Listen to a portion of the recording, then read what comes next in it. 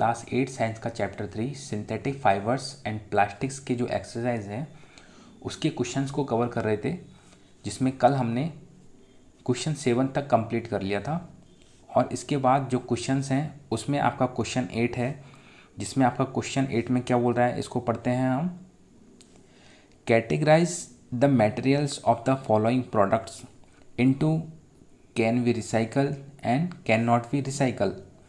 तो आपको क्या करना है, ये जो आपके नीचे प्रोडक्ट दिए हुए हैं जिसमें आपके telephone instrument, plastic toys, cooker handles, ये कई सारे दिए हुए हैं, इसमें से आपको क्या करना है, कैटेगराइज करना है, कैटेगरी बनानी है कि आपको कौन से ऐसे हैं जिनको हम रिसाइकल कर सकते हैं और ऐसे कौन से हैं जिन्हें हम रिसाइकल नहीं कर सकते हैं and can not be recycle. तो इसका आंसर हम कैसे देंगे, थर्मोप्लास्टिक्स से और थर्मोसेटिंग प्लास्टिक से। तो जो थर्मोप्लास्टिक्स होते हैं उन्हें हम क्या कर सकते हैं, रिसाइकिल कर सकते हैं, और जो थर्मोसेटिंग प्लास्टिक्स होते हैं उन्हें हम रिसाइकिल नहीं कर सकते, उनको हम माउल्ड नहीं कर सकते। एक बार माउल्ड कर दिया मतलब तो फिर दोबारा नहीं कर सकते, हमने पढ़ा है ना। तो उसी बेस पे आपको इसका आंसर लिखना है। तो आपको देखिए कौन कौन से ऐसे प्लास्टिक्स हैं या कौन कौन से ऐसे प्रोडक्ट्स हैं जो आपके ये रिसाइकिल किए जाते हैं। तो जिसमें आपकी प्लास्टिक टॉयज़ है, कैरी बैग्स हैं, बॉल पॉइंट पेन्स है, ये सब इसी में से है ना, ये सब इन्हीं में से हम छांट के लिख रहे हैं। और प्लास्टिक्स जो बाउल्स होती हैं, प्लास्टिक जो कवरिंग होती है जो इलेक्ट्रिकल वायर्स पर, और जो प्लास्टिक की चेयर्स होती हैं, ये कैसे होते हैं, ये रिसाइकलेबल होती है, मतलब इनको रिसाइकिल किया जा सकता है। तो कैन बी रिसाइकल्ड है ना। दीज आर द थर्मोप्लास्टिक, ये कैसे हैं सारे, ये आपके थर्मोप्लास्टिक्स होते हैं, इनका लीनियर स्ट्रक्चर होता है ना। तो ये क्या है, इनको रिसाइकल किया जा सकता है। और नेक्स्ट जो बचे कुचे हैं आपके, जिसमें आपका टेलीफोन इंस्ट्रूमेंट्स हैं, कुकर के जो हैंडल्स होते हैं, इलेक्ट्रिकल जो स्विचेस होते हैं, वो हम क्या नहीं कर सकते, उन्हें हम रिसाइकल नहीं कर सकते, कैन नॉट बी रिसाइकल। और ये कौन से होते हैं आपके, ये आपके थर्मोसेटिंग प्लास्टिक्स होते हैं। मतलब इनका जो स्ट्रक्चर होता है थर्मोसेटिंग प्लास्टिक्स का कैसा होता है, क्रॉस लिंक्ड अरेंजमेंट होता है। तो इनको हम क्या है, एक बार मोल्ड कर दिया तो फिर दोबारा हम नहीं कर सकते ना, इनको सॉफ्ट नहीं कर सकते इजीली, हमने पढ़ा है। तो इनको हम रिसाइकल नहीं कर सकते। ओके, तो ये क्वेश्चन हो जाता है आपका क्वेश्चन 8। क्वेश्चन 9 देखते हैं। Rana wants to buy shirts for summer. एक राणा व्यक्ति है, एक पर्सन है, ये एक क्या खरीदना चाह रहा है, गर्मियों के लिए एक शर्ट को खरीदना चाह रहे हैं। Should he bye cotton shirts, अब इन्हें कॉटन की शर्ट्स खरीदनी चाहिए, और shirts made from synthetic material, या फिर जो सिंथेटिक मटेरियल है उससे बनी हुई शर्ट खरीदनी चाहिए। और मौसम कैसा है आपका, ये गर्मियों का मौसम है। Advise Rana giving your reason, आपको ये जो राणा है इनको क्या देना है, एडवाइस करना है, एक सलाह देनी है कि आपको कौन से कपड़े पहनने हैं, या तो कॉटन के पहनो या सिंथेटिक मटेरियल के। पर गर्मी है तो गर्मी में आप क्या एडवाइस करोगे कि कौन सी शर्ट पहने। तो देखिए answer, Rana is advise to buy a cotton shirt. तो राणा को क्या एडवाइस दी जाती है कि आप पहनो कौन सी शर्ट, कॉटन की शर्ट पहनो। क्यों, for summers because cotton absorb the sweat, जो कॉटन होता है वो किसको एब्जॉर्ब करता है, आपका पसीने को, स्वेट को एब्जॉर्ब करता है। And the pores is in cotton allows easy evaporation, और जो आपके पोर्स होते हैं जो कॉटन में, उससे क्या होता है, आसानी से एवोपोरेशन होता है, आसानी से बाष्पीकरण हो जाता है ना। जो आपका जो स्वेट है, जो पसीना है, वो क्या हो जाता है, बाष्पीकृत होके उड़ जाता है, मतलब एवोपोरेट होके उड़ जाता है। तो इससे आपको क्या है, ठंडक फील होती है। And keeps our body cool, और इससे क्या होगा, आपकी जो बॉडी होगी वो ठंडी रहेगी, मतलब आपको ठंडा फील होगा। Where as synthetic shirts don't absorb sweat, और जो सिंथेटिक मटेरियल से बनी जो शर्ट्स होती हैं वो आपके पसीने को एब्जॉर्ब नहीं कर पाती। So they are very uncomfortable to wear in summer, तो इसलिए वो कैसी होंगी, वो बहुत ही अनकम्फर्टेबल फील होंगी आपको गर्मियों में, उनको पहनेंगे तब हम। ओके, तो गर्मियों में कैसी शर्ट पहननी चाहिए, कॉटन की शर्ट। क्यों, क्योंकि वो पसीने को एब्जॉर्ब कर लेती है, इससे आपको कूल, आपकी जो बॉडी होती है वो कूल रहती है, आपको अच्छा लगता है। जबकि सिंथेटिक मेटल से बने हुए जो आपको स्वेट होता है उसको एब्जॉर्ब नहीं कर पाता है। ओके, तो ये क्वेश्चन 9 था। क्वेश्चन आपका 10 जो कि नेक्स्ट पेज पर है, देखिए क्वेश्चन 10 में आपके बोल रहा है,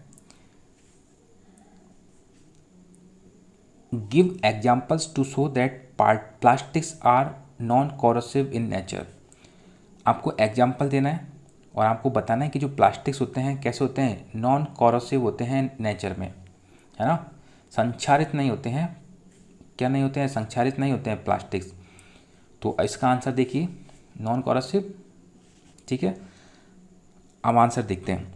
we can store various kinds of chemicals. We can store, हम स्टोर कर सकते हैं, आपको पता है ना, वेरियस काइंड्स ऑफ केमिकल्स, कई प्रकार के केमिकल्स को स्टोर कर सकते हैं।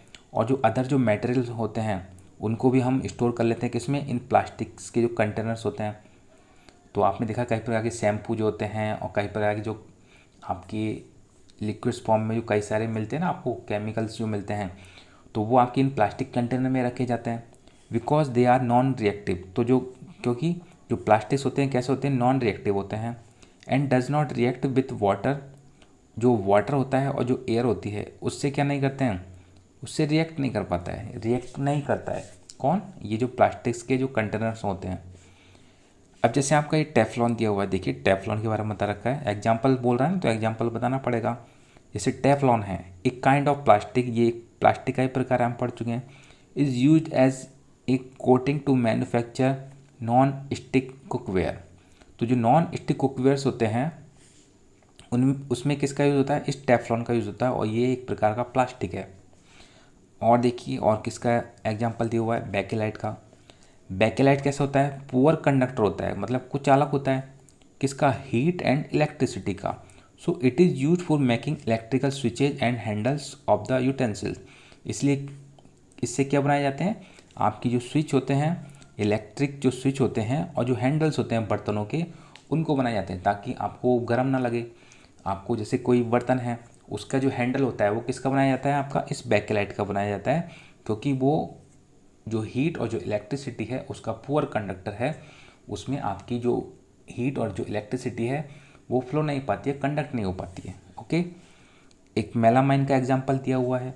तो melamine is use for making floor tiles. जो मेलामाइन होता है वो आपका किस में यूज़ होता है? जो घरों की जो टाइलें हम बनाते हैं उसमें, एंड किचन वेयर में, जो किचन वेयर होते हैं आपके घरों के, उसमें भी इस मेलामाइन का यूज़ किया जाता है। तो ये आपके एग्जांपल थे।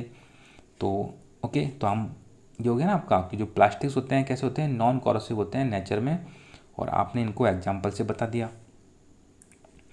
नेक्स्ट क्वेश्चन है आपका क्वेश्चन नंबर 11, इसको भी देखते हैं। Should the handle and the bristles of A toothbrush be made of the same material. तो जो आपके हैंडल होते हैं, जो हैंडल होते हैं और जो ब्रिसल्स होते हैं टूथब्रश के, जैसे मान लो ये आपका एक ब्रश है ना, आपके घरों में ब्रश होते हैं ना, सब यूज़ में लेते हैं। ये मान लो ये ब्रश है एक, तो ये जो आपकी ब्रिसल्स हैं, ये जो ब्रश आपकी जो ब्रिसल्स है ना, ये ब्रिसल्स हैं, और ये आपका क्या है? ये आपका हैंडल है। ये क्या है आपका? ये एक हैंडल है इस ब्रश का। तो ये क्या सेम मटेरियल के बने होते हैं क्या? तो इसका आपको क्या करना है? इसका आंसर आपको समझाना है। देखिए इसके आंसर में क्या लिखना है आपको। The bristles of A toothbrush, जो ये इस टूथब्रश के जो ब्रिसल्स हैं वो किसके बनते हैं? Should be made of soft material. किसके बने होने चाहिए? सॉफ्ट मटेरियल के बने होने चाहिए। So that it does not harm the gums. तो इससे क्या है, जो आपके मसूड़े होते हैं उनको क्या है, नुकसान ना पहुँचे। अभी मान लो ये जो ब्रश हैं, ये आपके जो ब्रिसल्स हैं ये टाइट हों तो, और फिर आप ब्रश करोगे तो आपके मसूड़े चल जाएंगे, है ना। तो कैसा होना चाहिए? इसका मटेरियल सॉफ्ट होना चाहिए। So that it does not harm the gums and the handle should be made of hard material. और ये जो हैंडल है आपका ये कैसा बनाना चाहिए? हार्ड मटेरियल का बनाना चाहिए ताकि ये टूटे नहीं, है ना। So that it can give a firm grip. इससे क्या है, अच्छी पकड़ भी आपको प्रोवाइड करे, है ना। इससे आपको अच्छी क्या है, ग्रिप मिले, ताकि फिर आप आसानी से क्या कर पाएँ, आपकी दांतों को साफ कर पाएँ। Therefore the bristles are made up of nylon fibres. तो इस तरीके से जो आपके ये जो ब्रश होता है और उनके जो ब्रिसल्स होते हैं वो किससे बनाए जाते हैं? आपके नायलॉन फाइबर्स के। आपको पता है ना नायलॉन कितना मजबूत होता है, स्टील जो वायर होता है उससे भी मजबूत होता है। विच आर स्ट्रॉन्ग होता है, इलास्टिक भी है, वो लस्ट्रस होता है, चमकीला होता है, लाइट वेट होता है, हल्का होता है वजन में, ईजी टू हैंडल और आसानी से उसको हैंडल किया जा सकता है, and the handle is made up of hard plastic, और ये जो हैंडल है आपका हार्ड प्लास्टिक का बनाया जाता है। एज इट इज़ स्ट्रॉन्ग होना चाहिए, ड्यूरेबल होना चाहिए, poor conductor of heat and electricity. Okay, तो ये आपका ये क्वेश्चन भी कंप्लीट हो जाता है। नेक्स्ट क्वेश्चन देखते हैं, question 12। Avoid plastics as far as possible. जो प्लास्टिक्स होते हैं उनको हमको क्या करना चाहिए, अवॉइड करना चाहिए जितना हो सके। कमेंट्स ऑन दिस एडवाइस, ये जो एडवाइस आपको दी हुई है इसमें आपको कमेंट करना है, आपको कुछ पॉइंट्स लिखने हैं। इसमें कई सारे पॉइंट्स लिखे हुए हैं, आपके हिसाब से 4 पॉइंट भी लिख सकते हैं, 5 पॉइंट भी लिख सकते हैं। ओके, तो देखिए answer, nowadays plastics become very important in our daily life. तो इसमें पहला थोड़ा बताया गया है कि जो प्लास्टिक्स होते हैं आपके डेली लाइफ में कैसे होते हैं, बहुत इंपॉर्टेंट होते हैं, ये तो है ही। Even though we should avoid them as far as possible, फिर भी हमको क्या करना चाहिए, उनको अवॉइड करना चाहिए, उनको मतलब कम से कम यूज़ में लें हम। As far as possible for the following reasons, और उनके कारण क्या हो सकते हैं कि हम इनको कम यूज़ में लें। तो कारण में देखें हम क्या क्या लिख सकते हैं। प्लास्टिक्स आर नॉन बायोडिग्रेडेबल, जो प्लास्टिक्स होते हैं कैसे होते हैं, नॉन बायोडिग्रेडेबल होते हैं। हमने पढ़ा ना बायोडिग्रेडेबल नॉन बायोडिग्रेडेबल, तो प्लास्टिक्स कैसे होते हैं, नॉन बायोडिग्रेडेबल होते हैं। And take a lot of time to decompose, अब नॉन बायोडिग्रेडेबल है तो टाइम भी काफ़ी लेंगे। And take a lot of time to decompose, तो एक रीज़न आप ये भी लिख सकते हैं। नेक्स्ट रीज़न देखिए, plastics are not eco friendly, जो प्लास्टिक्स होते हैं वो कैसे होते हैं आपके, इको फ्रेंडली नहीं होते हैं, है ना, इको फ्रेंडली नहीं होते हैं। Why burning plastics poisonous fumes are released that cause air pollution, और इनके जलने से क्या होता है, पॉइजनस फ्यूम्स निकलता है जो आपके एयर पॉल्यूशन का कारण बनता है। तो ये भी पॉइंट आप लिख सकते हैं। देखिए, sometimes cows and other animals में eat plastics present in the garbage which में choke their respiratory system and even cause death. तो जो आपकी कभी कभी क्या होता है, जो गाय होती हैं या जो कुछ अदर जो एनिमल्स होते हैं वो इन प्लास्टिक्स को खा जाते हैं। कहाँ से, जो गार्बेज होता है वहाँ से खा जाते हैं। उससे क्या होता है, इनका जो रेस्पिरेटरी सिस्टम होता है वो चॉक हो जाता है और उसके बाद उनकी डेथ तक भी हो जाती है। तो ये आपकी एक रीज़न ये भी हो जाता है। आप लिख सकते हैं, ऐसा ज़रूरी नहीं है कि आप सारे लिखें, आप 3 या 4 पॉइंट लिख सकते हैं, कोई प्रॉब्लम नहीं है। Okay, the plastics left in the soil results in soil pollution. तो जो प्लास्टिक जब आपका किस में रह जाता है, सॉइल में रह जाता है, तो वो आपका सॉइल पॉल्यूशन का कारण भी बन जाता है, मिट्टी में रह जाता है तो, है ना। Plastic bags drained in to the water bodies cause threat to the aquatic life also. और प्लास्टिक्स अगर आपके जो ड्रेन सिस्टम है उसमें रह जाते हैं, है ना, तालाब वगैरह में रह जाते हैं, इकट्ठे हो जाते हैं, और उनको फिर मान लो जो आपके एक्वेटिक लाइफ है जिसमें आपके मछली वगैरह बड़े बड़े जो फिशेज भी होती हैं, तो मान लो वो निगल लें उनको, अगर उन्होंने प्लास्टिक्स को निगल लिया तो उनके लिए भी हार्म हो सकता है, उनके लिए भी नुकसान हो सकता है। और देखिए और क्या क्या लिख सकते हैं, polybags chalk the drains and sewage pipes दस कॉजिंग लॉट ऑफ ट्रबल। तो जो पॉलीबैग्स होते हैं वो चॉक कर देते हैं जो ड्रेन्स होता है और जो सीवेज पाइप्स होते हैं उनको, और जिससे आपको प्रॉब्लम हो सकती है ना। पानी में आपका जो पानी होगा गंदा आने लग जाएगा, या फिर आपके हो सकता है आए ही ना। तो ये आपके क्या है, ये पॉलीबैग्स के ये जो प्लास्टिक है इसके क्या है, ये मतलब इनको कम करने के क्या है कि आप कम से कम इनका उपयोग करें, ये रीज़न है। ओके, ठीक है, तो ये क्वेश्चन भी हो जाता है आपका क्वेश्चन 12। अब देखते हैं क्वेश्चन 13 जो कि आपका नेक्स्ट पेज पर है।